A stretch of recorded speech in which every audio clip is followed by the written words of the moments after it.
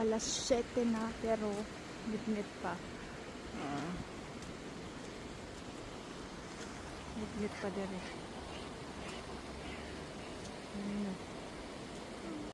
So muna itong kinabuhi kanang kada adlaw maglako-lako ta kay ano magid atoang kinabuhi kung di ta mo trabaho wala po tay kwarta di po ta kalaag ug di po ta kapalit sa atong gusto so mao na siya ang view no so mao na ang langit nindot kay mo nang nag moogid ka na nga adlaw kana gid nga kabuntagon ako gid ang video no unya sayo pa man so wala pa daghan kay tao so mao nang simbahan nindot daghan kay langgam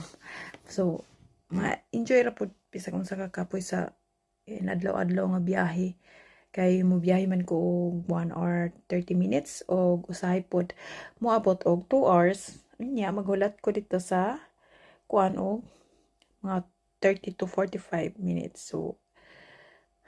iyan atong kinabuhi pero ang kasa kanindot sa langit mo ato na lang